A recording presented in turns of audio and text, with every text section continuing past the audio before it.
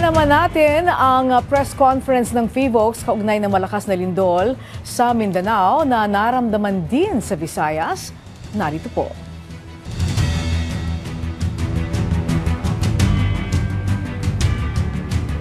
Earthquake Protection Division.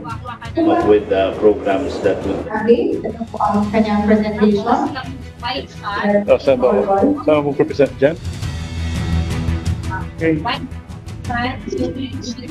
Simula na ba? Wala kang problema sila. Okay, Hindi marinig. good afternoon. Okay, so I'll make a brief presentation about what transpired at 9:43 a.m. So, next slide, please.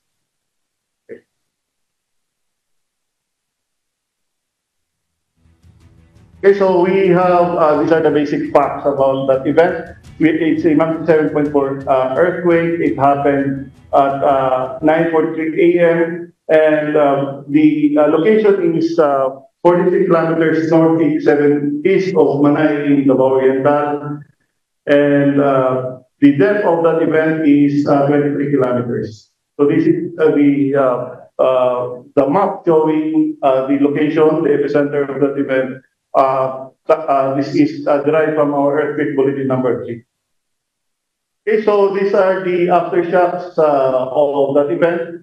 So the highest this is the intensity of that event. So the highest intensity that we recorded is intensity 5. This is in Compostela, Maco, Mawab, Moncayo, Monte Vista, Nabunturan, and Pantukan in Davao de Oro.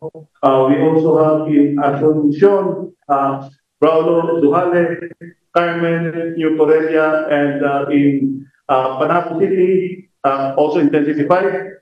Intensified into my island garden of Samal, in Santo Tomas, and in Tagum City, also intensified. So my Davao City, so my Jose Abad Santos in Davao Occidental, Catil and Mati City in Davao Oriental, also intensified. And in Kidapawan City, in Cotabato, in Alabel, Glan, and in Malongon, in Sarangani, intensified also. In Coronadal City, in Tampakan, and in Tupig, in South Cotabato, also intensified. As well as in General Santos City, Butuan City, in Claver, Ligapit, and Mainit in Surigao del Norte, intensified. So, yun yung pinakamataas na intensity na i-record natin. Okay? So, hindi ko na babanggitin, isa-isa.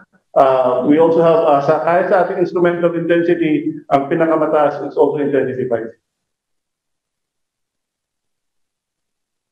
And again, based on its magnitude as well as its depth, we expect damage and we also expect aftershocks.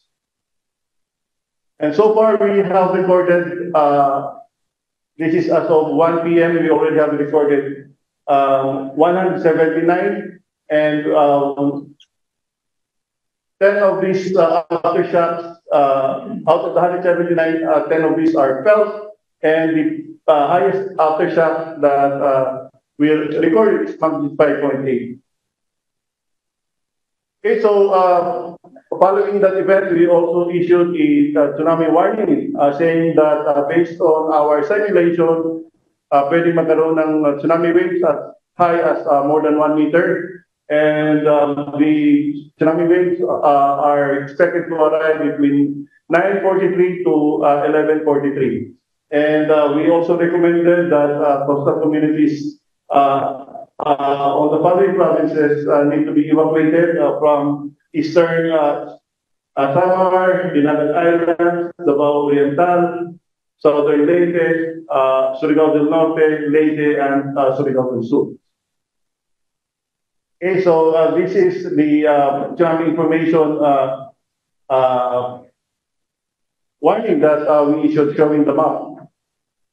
Okay, and tsunami waves have been recorded along the eastern coastline of Tandan City with a height of approximately 30 centimeters at around 10:20 a.m. So 30 centimeters, that is not considered as destructive. This is based on the data from PVOC Sea Level Monitoring Station.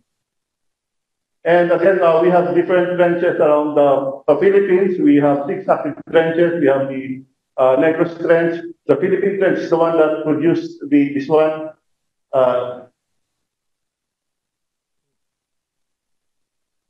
Okay, so we have the Negros Trench. Pwedeng ayun.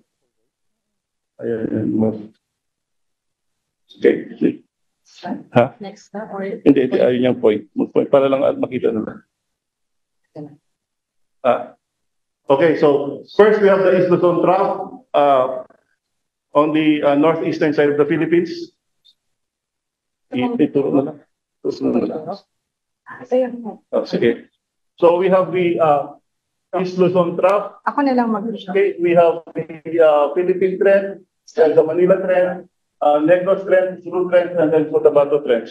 And my segmentation yan, so each segment is capable of, we have our modeling, and each segment may generate earthquakes.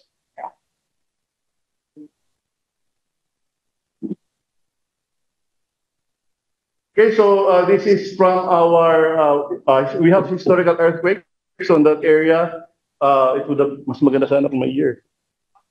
And, but based on our historical records, we have a magnitude 8.3 event in 1924, almost on the same area where no, it's 1992, we have a magnitude 7.1 also, almost on the same area where the magnitude 7.4 event happened. We also have another event in 1921, again, magnitude 7.5. We have another event in 1929, magnitude 7.2. This is all along the Philippine Trench. And then we also have another one in 1952, magnitude 7.6. And in 1924, magnitude 8.3. Okay, so right now we have, paano namin nare-record yung mga earthquakes natin. So we have 125 seismic stations all over the country. And we also have 7 observatories. So lahat yan nakakapag-record ng mga earthquakes natin. That's the reason why nagbabago yung magnitude natin, because as we get more information coming from our seismic stations, we revise our calculations. Okay, so this is just a map showing our staff control stations. And these are the locations of our satellite telemeter seismic stations in Mindanao. And we also have a tsunami network. The Philippine Tsunami Network consists of 90 JICA sea level stations and 10 tsunami early warning systems and 53 community tsunami alerting stations, which are strategically distributed for effective tsunami monitoring and communication system in the Philippines. Okay, so these are the location of our tsunami alerting stations, as well as our community tsunami alerting stations. And this one will show us the different active faults and trenches in the Philippines. And basically, that's it.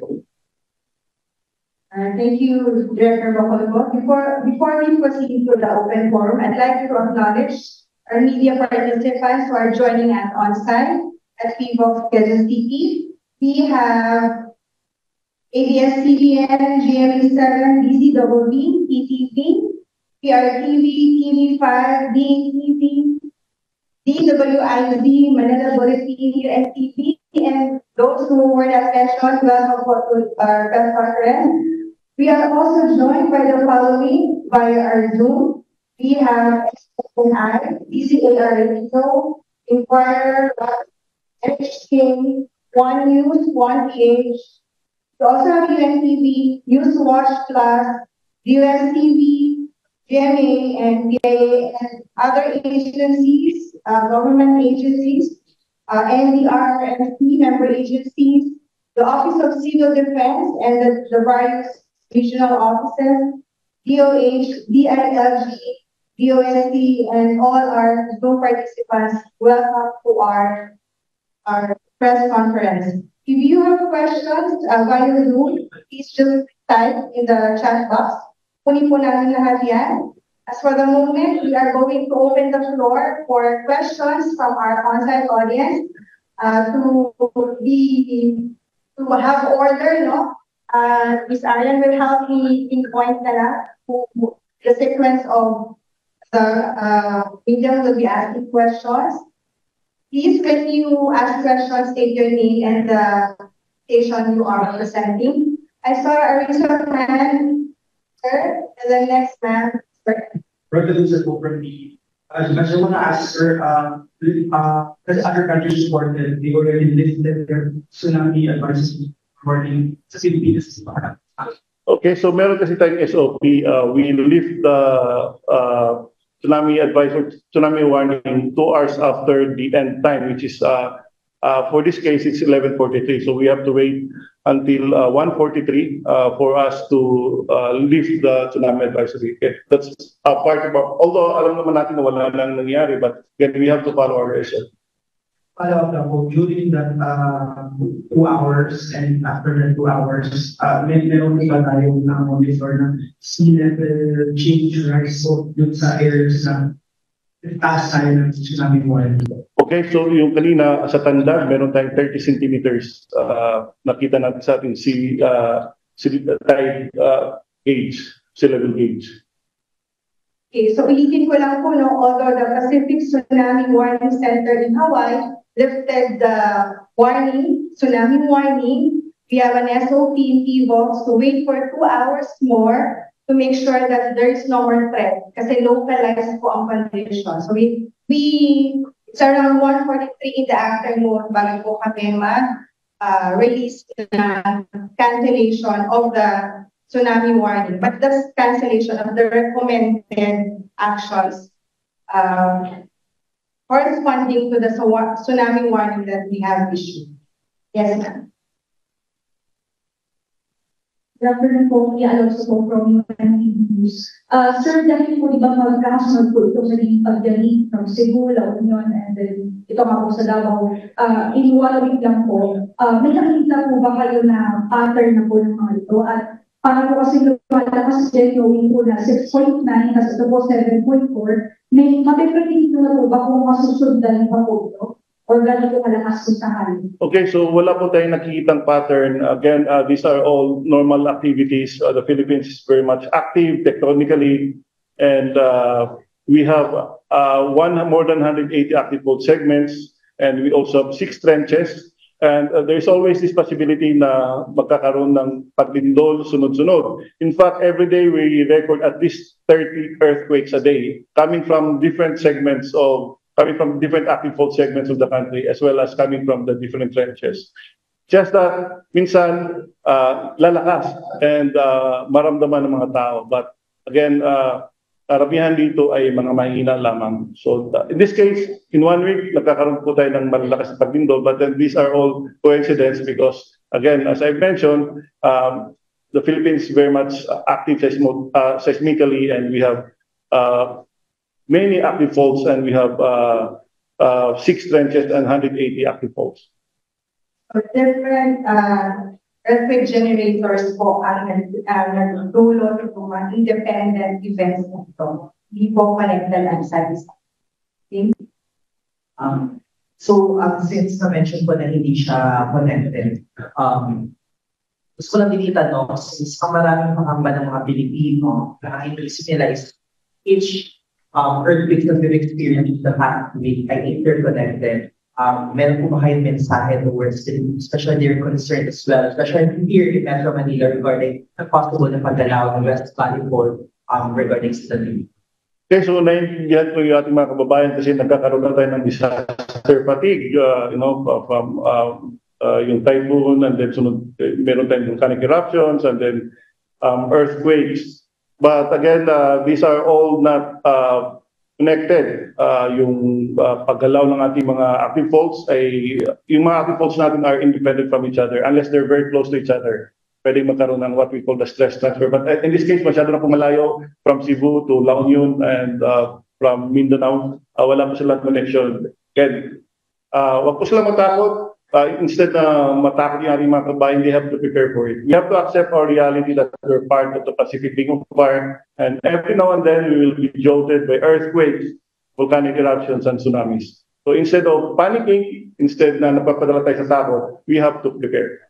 Kung wala mang mangyari, well and good, but kung mangyari, magkaroon ng malakas na paglindol, at least we're prepared for it.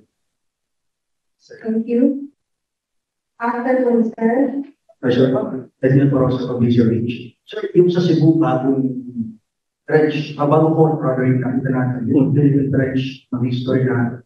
Pero kahit po incident, sir, paano natin ma-explain bakit halos magkakasabay na malalakas yung building para natin ma-explain yun sa problem. Okay, again, yung sinabi ko na these are all independent active fault, these are all independent earthquake generators. Wala pong kinalaman yung isa sa yung Philippine Trench doon sa Bogo Bay Fault. Again, independent to sila, magkakalayo. And yung activity ng isa will not trigger or will not induce the activity of the other one. So, wala po sila kinalaman. Thank you. Sorry, sir, siya muna. Gerald Tulay po ng BCX Studies. Sir, makailang araw, linggo or buwan magtatagal yung mga aftershocks? Since kanina nasa hundreds na po yung aftershocks. Okay, so the aftershocks would normally last for several days to several weeks. Ganito may convention tayo. It's a general law, but just to give you an idea, this is what we call the Omori law, the decay of the aftershocks. On the first day, for example, you have 2,000 aftershocks. Doon sa Bogo Bay, yung sa Bogo Bay fault earthquake, we have 1,800 aftershocks. So assume na lang natin 2,000 kasi malapit lang naman. So on the 10th day, that would be 1/10 of the original number of aftershocks. So if it's 2,000, magiging around 2,000, magiging 200, between 200 to say 400 or 500. Then on the 100th day, it would be around 20 to 50 aftershocks. So habang tumatagal naman, humihina yung mga aftershocks natin. And halos yung mga instrumento na lang natin yung makakaramdam. In fact, dito sa Bogo Bay earthquake, out of the more than 10,000 aftershocks, hindi man lang umabot yung 50 aftershocks na naramdaman ng mga tao. Yung range po? Yung range, the maximum aftershock that pwedeng ma-generate would be 1 magnitude lower than the main shock. So in the case of this Davao earthquake, it's magnitude 7.4, you would expect aftershocks to be, the aftershock at most to be magnitude 6.4, around that number.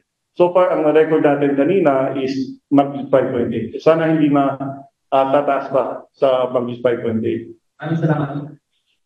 So before we proceed, sir, sagutin ko lang po yung ibang tanong dito sa Zoom, no? Reuters by Miguel was asking, will ask Evox with the warning delivered soon? So sagutin ko na lang po, we wait until 2 hours na ma-lift yung warning. So that's around 1:43 after assessment po and coordination with the LGU, maglalabas po kami ng cancellation of the tsunami warning. And then there's another question, maybe it was answered a while ago, but just to reiterate, may we know po if may na-record na tsunami, so what area? According to our record of the sea level monitoring station in London, it's approximately 0.50 meters or 30 centimeters. We will coordinate with the Office of Civil Defense for actual observations of the tsunami wave. Okay? Yes, sir. Yes, good afternoon, sir. About from TV5. Sir, can you get a confirmation doon sa nagsasurface sa video sa Mati na umatras yung dagat? Pwede mangyari yung matras yung dagat because of the strong shaking, pwede kasi magkaroon ng oscillation, sea level oscillation. Parang tubig sa, say, putitin na container during strong shaking. Kakaroon ng pwede umatras. But it causes also panic, sir, on social media, even the residents there. Anong implications nito? Okay, so that's the reason why sa tingin ko, kailangan pa rin namin kaigtingin yung ating information dissemination campaigns, especially along coastal communities. Kasi kung nakita nilang nag-resida yung tubig, instead of, taking out their cellphone and magkaroon ng Facebook Live, dapat tumakbo na sila. ang nakita kasi natin, nag-receive yung tubig, yun lang. Dapat, paano kung malaking tsunami wave na pala yung bumalik? So, naging casualty pa sila. So, yan yung palagi natin paalala sa ating mga kababayan. Dapat alam nila yung natural signs of impending local tsunami. First, there is a strong shaking na halos hindi ka na makatayo. And then there is, you would notice that the sea level would recede or biglang bumagsak, or there is a roaring sound coming from the sea. Kahit isa man lang dito sa tatlo yung maranasan while nasa coastal community, then you have to move right away and go to a higher place kasi baka ang babalik noon would be the matataas na tsunami waves. So, yun po. Yes, Doc, you mentioned information dissemination. Can we also debunk this information or false information of makalat na someone can detect yung possible earthquake na sa mga susunod? Kasi they're also connecting this one to the big one. Yes, that's right. Ito yung marami kumakalat sa social media. Ito yung nangyari kapag there is an like say big earthquake, big event. Everyone nagiging earthquake expert, naging fault experts, naging active fault experts. So kung ano yung iba naman naniniwala sa mga manghula. Again, there's no scientific evidence na yung earthquakes can be predicted. Earthquakes, there's no technology yet as of the moment that can exactly tell us when an earthquake would happen. So kapag may matanggap kayo na mga forwarded posts about magkakaroon ng paglindol in the next few days, ay hindi po yan totoo. Kasi po wala pong technology right now that can tell us exactly when an earthquake would happen. Even yung sinasabi na unusual animal behavior ay hindi po yan totoo. There's no scientific basis for that. Yeah, i-summarize ko lang po ng dalawa po yung magandang mensahe Director Bocol po dito. Una po yung earthquake prediction. Wala pong ganon. Wala pong technology that could tell us when exactly and where exactly an earthquake will happen. So, please help PBOX in disseminating the correct information. Yung pong mga big one na yan, those are studies, scientifically generated earthquake and tsunami scenarios. Meron pong big one ang bawat region, but when exactly they will happen, hindi po natin yun alam. Pangalawa po, yung tsunami, ang maganda po, meron tayong natural warning signs. So what we tell the general public, especially the ones living in the coastal area, na meron tatlong senyales bago dumating ang alon. Una, yung malakas na lindol, katulad po na nangyari ngayon. Pangalawa, yung pag-atras ng tubig. At pangatlo, yung kakaibang tunog. So those are the three important signs that the residents should remember. And they don't need to wait for warning from PBOX or local government. Basta po, meron na silang nakita, naranasan, or naramdaman, narinig ng mga senyales, they should immediately evacuate to higher grounds. Hi, Sir Kelly Cordero po ng Mizena. Sir, 1 degree lower pa rin po ba? Than the main shock na 7.4 o around 96.4 ang inaasahan na pinakamalakas na aftershock na pwede lumama at maramdaman mo. Yes, again, yung maximum na aftershock na pwede nating asahan would be just be mag 6.4. But as of now, it's mag 5.8. But again, as I mentioned, it's 1 degree lower than the main shock. So we won't be surprised if there's a mag 6.4. But sana hindi naaabot sa ganyan. Okay.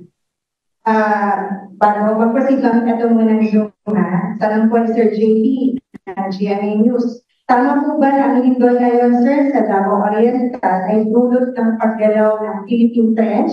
And if yes, where exactly? That's the first question. Second, gusto po nilang malaman yung mga locations po ng mga major faults. Okay, sige. Location ng mga major faults, actually, if you're interested, you can search this one sa Hazard Hunter PH. Hindi lang active faults natin, also mga hazards associated with earthquakes. We also have volcano-related hazards, as well as hydromet hazards na nanggaling pa yung mapa, nanggaling from MGB and Pag-asa. So again, if you're interested to know the location of the active faults, it's available online. And also, yung tama kayo, yung source ng lindol kanina would be the Philippine Trench, and yung Tuturo mo. Yan, yung Segment. PT5. Oh. And then yung location niya would be ito yung epicenter. Nasaan yung epicenter natin? Okay, so it's 43 kilometers no 87 east of Manay in Davao Oriental. So yun po yung epicenter ng lindol kanina. Yun yung location ng lindol. Sabi ko, ano sa Baba PRD News? Doc, yung when you lowered the tsunami warning po, does this mean na safe na bumalik yung mga Pinoy's evacuation because of the tsunami warning? Yes, pwede na. But again, there could be yung mga residual sea level oscillation. So, Generally, balik po advice. hindi, pwede lang bumalik, but then they have to watch out for, like sea level oscillations. Ito po, kahit i-exam naman po dun sa binagin po kanina yung stress factor, it's also important to the public kasi yung ibang kinakunik na yung bugo may default dito sa bench na namala or bench na cause ng earthquake. Okay, so we have what we call stress transfer. So when a fault moves, it releases stress, and the stress will be transferred to in nearby. The word here is to a nearby active fault. So ang nangyari ito nung October 2019 Cotabato earthquake series natin. Now we have more than 4 magnitude 6 and above earthquakes in 1 month, in a span of 1 month. Kasi yung location ng mga fault segments natin doon, masyadong malapit, just 5 kilometers apart. So yung stress na was released by one fault segment was absorbed by the next, and then also it induced an earthquake for that segment. And that's what we call stress transfer. So maganda ng analogy yan. Kapag ako pinagalitan ako ng misis ko, so na-stress ako, so pagdating ko sa office ko, kaya pagalitan ko rin ng office mates ko. So that's what we call stress transfer. Joel Brent po from DWIC. Ito po bang nangyari ngayon sa Manay Davao Oriental sa Bugo City at even sa Baguio City is kasama po sa active contact natin? Yung sa Manay, galing po yan sa Philippine Trench. Yung sa Bogo City, ang nag-generate po niyan would be the Bogo Bay Fault. And then yung sa Baguio, most likely it's the Philippine fault that generated that event. So kung alam na po ito, Dok, ibig sabihin na yung possible na wala na yung... Not necessarily, hindi naman ibig sabihin na dahil gumalaw to, gagalaw din yung iba. Again, yung sinasabi din natin na stress transfer would be just for faults that are very close to each other. And hinug na rin sila to move, just that na-trigger sila by the release of the stress from one fault and then inabsorb nila. Kung sa nangyari sa Davao Oriental sa Luis, gaano po, 7.4, gaano po malawak yung aftershocks na mangyayari? At ilang lugar yung positibo na ma-affectuan, ilang lalawigan, yung positibo naman ng aftershocks? Okay, so yung aftershocks natin, it was felt as far as Roa City in Capiz. That's more than 500 kilometers. It was felt as far as sa south naman, General Santos City at around 210 kilometers. And in Zamboanga City, 540 kilometers. So yun po yung lawak ng aftershocks na record po natin. That's not surprising kasi yung sa Bogo Bay Fault na earthquake, it was felt as far as the Bogo Sur, which is more than 400 kilometers away. So that's ibig sabihin, yung mga natama ng aftershocks kasi malakas dito yung aftershocks, kailangan maghanda. Dito sa mga malalayong lugar ay mahina po yung I was referring to the intensity, not the aftershocks. So the aftershocks would converge around the main shock. So yung nabanggit ko ng mga lugar kanina, yung Zamboanga, yung Cotabato, yung Capiz, yun yung kung saan nakaramdam nung shaking. But for the aftershock, this would converge around the main shock. Bago po yan sagutin, so reiterate ko lang po yung mga messages, no? yung stress transfer po ay nangyayari lang po yan sa mga faults na classified as active and they are on the verge or right na to move. Yeah, that's right. These faults, they have to be geographically close to each other. Pwede po, faults sa Cebu ay matitrigger niya or na-trigger niya yung Philippine fault sa may La Union that caused the earthquake felt in Baguio. So yun po yung paglilinaw doon. And then yung aftershocks ay nangyayari po around. Ganun po yun. Along Philippine Trench, marami talagang lindol dyan. Pero pag nakita po, and they are located close to the epicenter of the main shock, they are classified as the aftershocks of the event. And kailangan ang magnitude nila ay hindi po tataas sa 6.4. Kasi kung tumaas na po yung sa 6.1, ibang event na po yun. We consider that as a different event. Okay? Yes, sir. Johnson po from ABS-CBN. Sir, explain naman what's the difference between a fault line and a Philippine Trench? Okay, so yung fault natin is our fracture break sa crack that would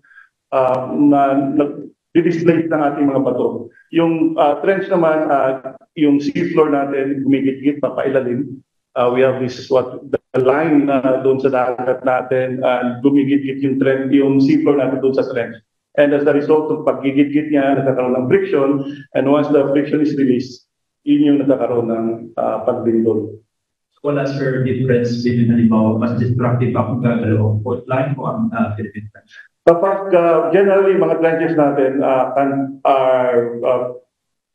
are capable of generating great earthquakes. Great earthquakes are earthquakes greater than 8. And yung mga faults naman natin, yung magnitude na pwede niya i-generate would be based on its length. So the longer the fault, the higher the magnitude it would be able to generate. Sir, last na lang, based on your observation, dun sa mga naglabas ng video sa social media, yun bang behavior or yung reaction ng mga nilindol ay sa tingin nyo ay nagre-reflect kung ano yung natutunan natin sa earthquake drill or kulang na kulang pa tayo? Okay, may mga, well, there's still a room for improvement. Pero may mga, on the positive side, may mga nakita naman tayong, nag-paid off yung ginagawa natin earthquake drill doon sa Bogovi. O earthquake, may nakita tayong mga bata na sa computer shop na duck over and hold. Although you might want to ask, anong ginagawa nila sa computer shop at 10 o'clock in the evening. But of course, that's beside the point. May mga adults din tayo na nagpapanik, tatakbuhan during the shaking, which is hindi natin na-recommend. Kasi po, kapag tatakbo ka during the shake, baka pwede kang matapilok, and then yung nasa likod mo, madaganan ka pa kasi matumba. Doon naman sa earthquake yesterday sa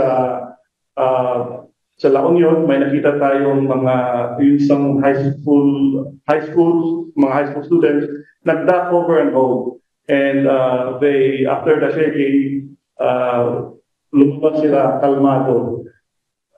So magandang, again, ito yung nakapagbigay sa akin ng inspiration to do more kasi nakita natin yung effect. So but again, there's still a room for improvement. Thank you for your question, sir. So yung fault, we just call it fault land, not fault land. So that's something that we learn and unlearn this morning. We just call it fault. And it's different from trench kasi the trench offshore or nasa dagat. Pero may faults pa rin na nasa dagat katulad po ng Bogovi Fault.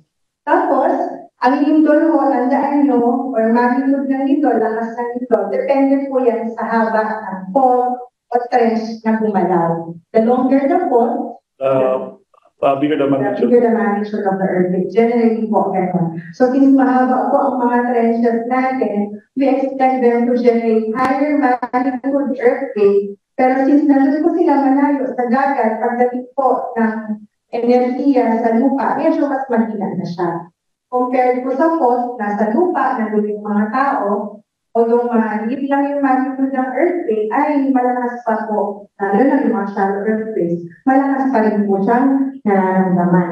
Tapos maganda po yung tanong ni Sir, enough na po ba ang preparedness na ginagawa natin, mga dam cover and all, it's a good start. But just remember, preparedness is a way of living, no? Yun po yung key message namin dito, na araw-araw po natin siyang ginagawa.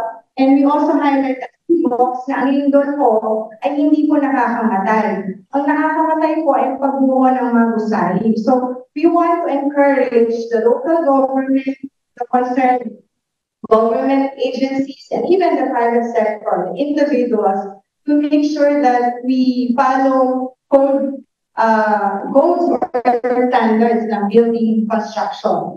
Meron na po tayo yan. So, yun po yung lagi namin sinasabi. Structural integrity po ng mga buildings ang sagot po sa zero casualty or minimal po na impact of earthquake.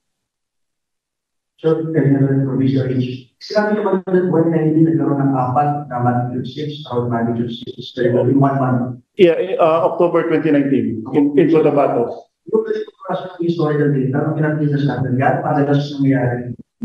Sa isang taon, sa isang buwan, sunod yung malakas na yung Okay, so itong ganito, I think it only happened in the 2019 na sunod-sunod yung malalaking lindol natin in a span of 1 month in almost on the same area.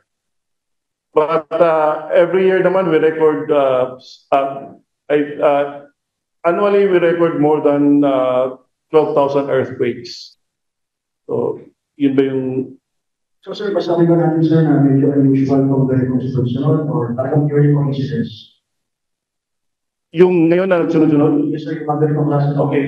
Again, as I mentioned, coincidence lang to kasi we have, as I mentioned, we have several active faults and we also have several trenches and there's always this possibility na pwede silang magsabay-sabay na tumanaw.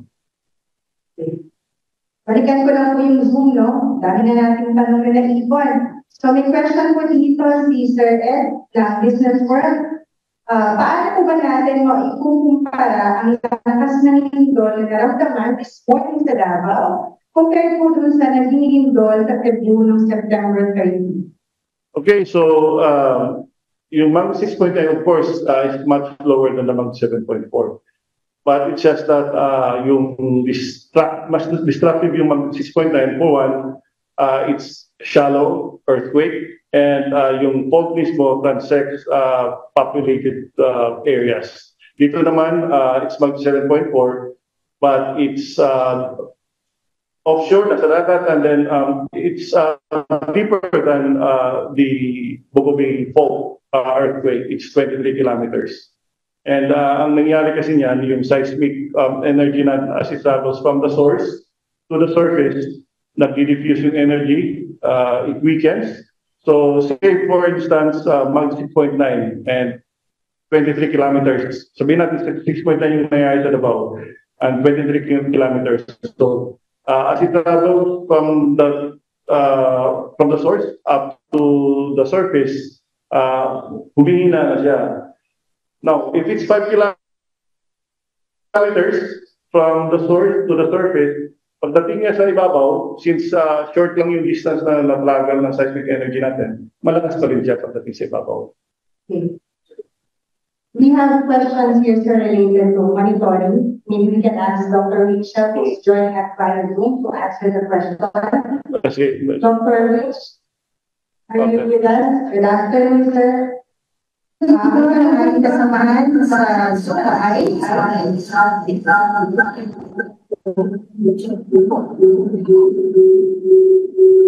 we understand that.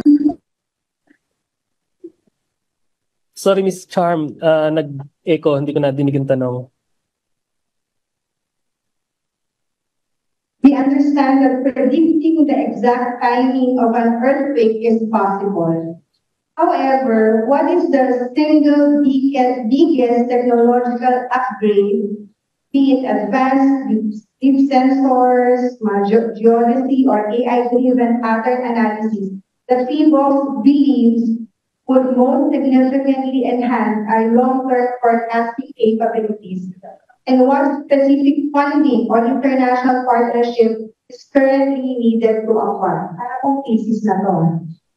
Okay. Ano po ulitin, no? Ano po ba, in short po, sa mga technological advancements na possible, ano daw po ang tingin nyo, ang pinaka makakatulong sa atin upang ma-improve ang ating earthquake monitoring? And who are the partners that we can collaborate with to do this?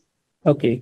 Sa ngayon po, sa instrumento muna natin, ang ating pong instrumento ay world-class. So, ibig sabihin po, mga modernong instrumento na po ang ating ginagamit. So, kung ano po ginagamit sa US at Japan, meron din po tayo dyan.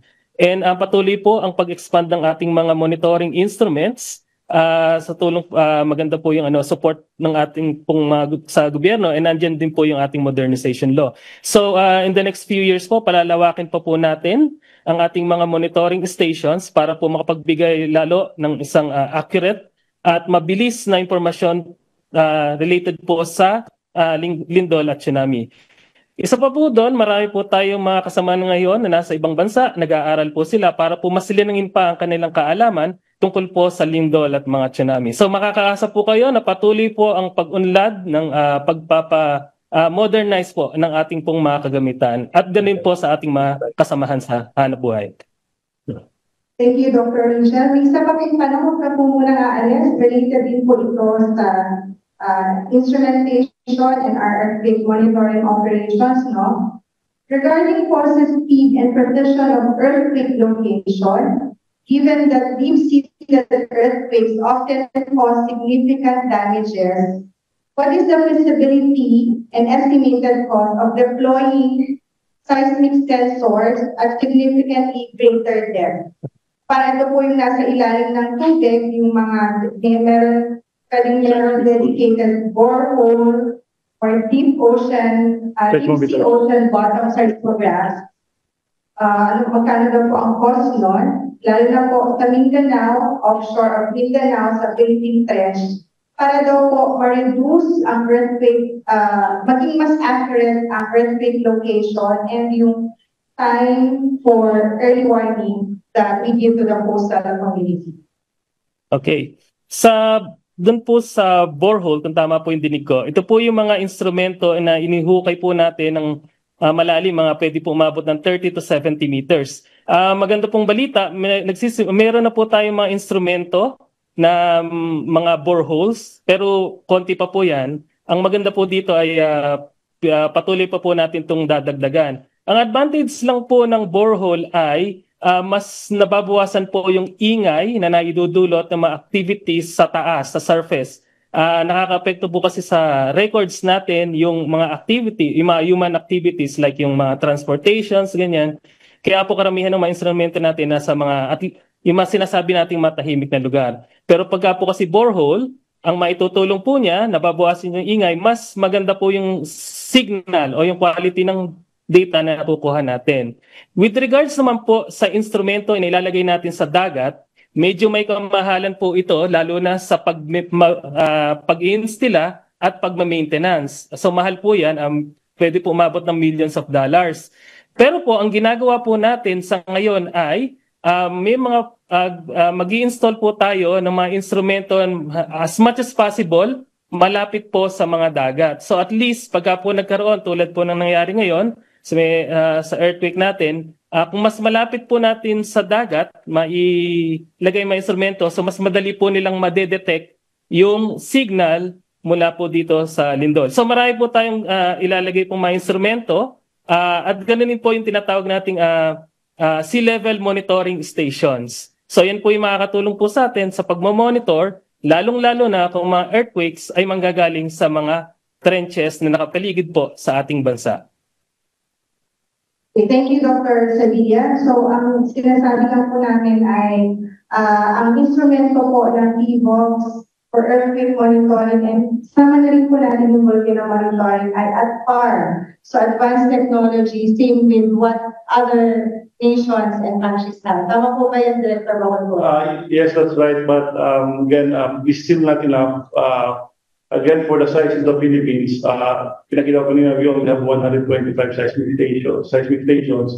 But for the size of the Philippines, it should be around 300. Taiwan, which is 1/10 the size of the Philippines, has around 290 seismic stations.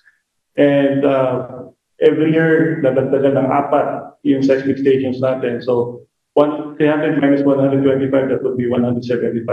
And if you divide that by 4, that would take more than 40 years for us to be able to complete the ideal number of seismic stations in the Philippines. Good thing is that we have the PHIVOLCS modernization, which was signed middle of this year by our president.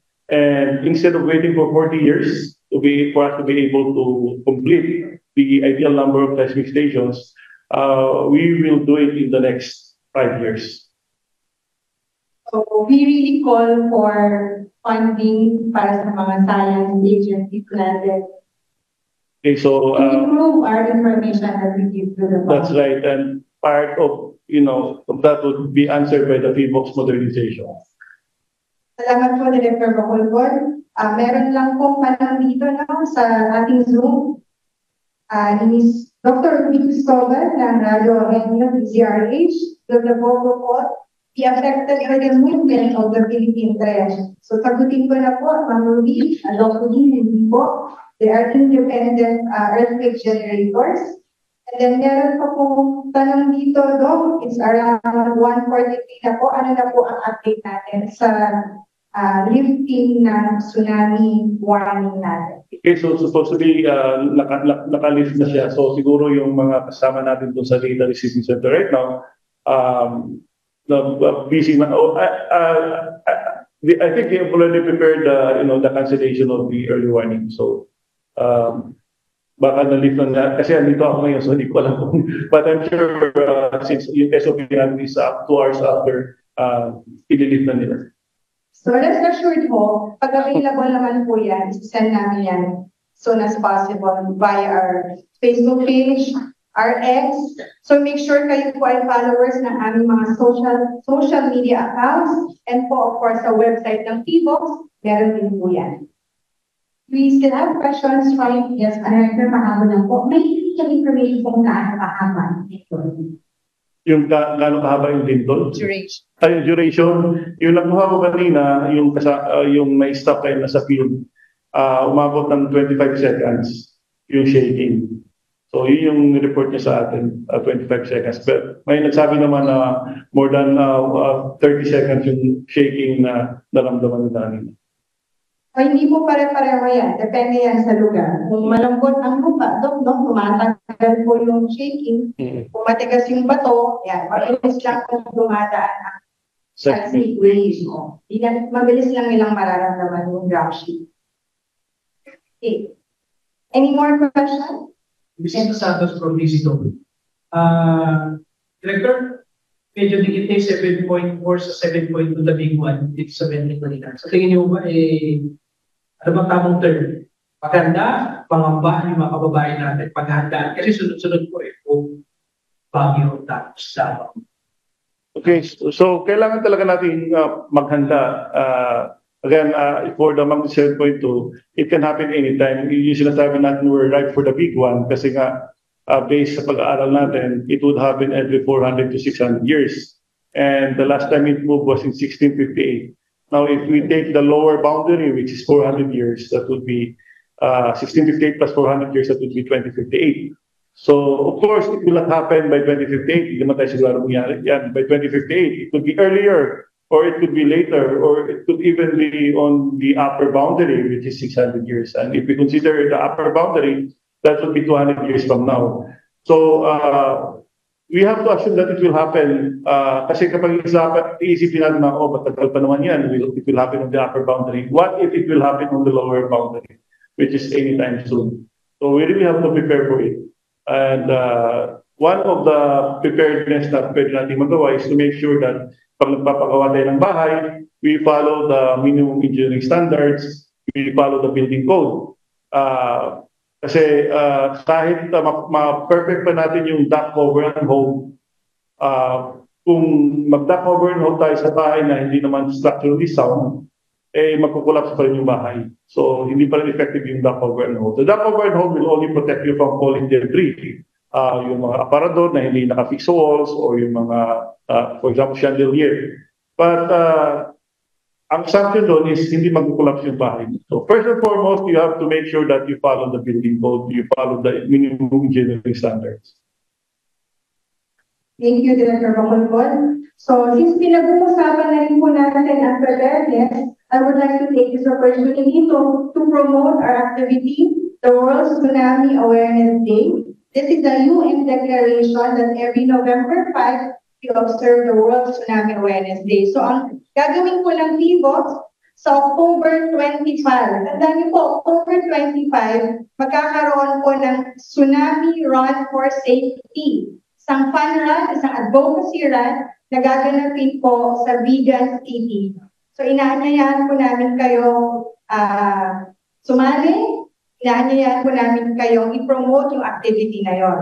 Bukod po doon, we have the fourth quarter nationwide simultaneous earthquake drill or NSED na sinasagawa po sa pangunguna ng Office of Civil Defense. Ito naman po ay gagawin sa November 6 sa Santa Catalina sa Ilocos Sur. So ganito rin po, katulad ng ginawa sa third quarter dito po sa libingan ng mga bayani, dinala po natin ang fourth quarter NSED with a component of tsunami or tsunami preparedness scenario doon po sa Santa Catalina, Ilocos Sur. Okay, mainit-init po, nagbalita. Okay, so nag-issue na po tayo ng cancellation of tsunami warning.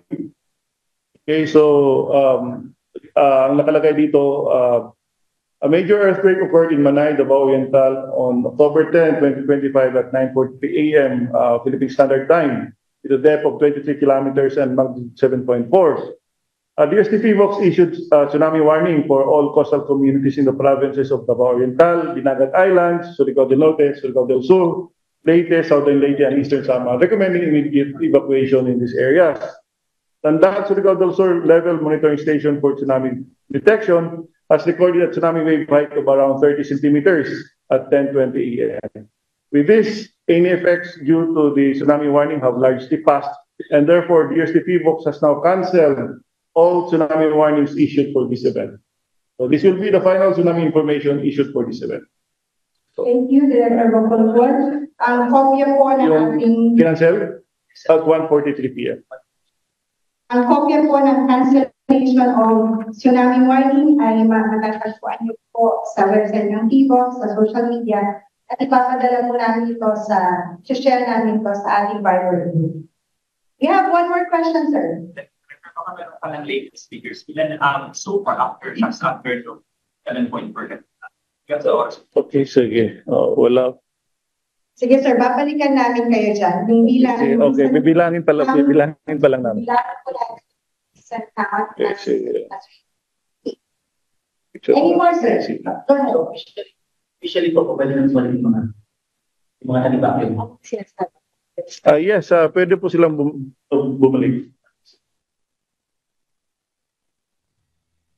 Okay, ang mag-a-announce po nito or katuloy natin na mag-a-announce sa local government ay ang DILG po. So based on our cancellation of tsunami warning, they will issue an advisory to let the communities go back to their homes. Meron pa po bang katanungan? Sa ating Zoom study, okay? So, bilang pagtatapos, Director Bacolcol, isang maikling closing message po para sa ating mga kababayan. Okay, maraming pong salamat sa inyo sa pagdalo dito sa instant press po natin. Papasalamat po kami sa inyo kasi kayo po ang kaagapay namin para mag-debunk yung mga fake news na kumakalat.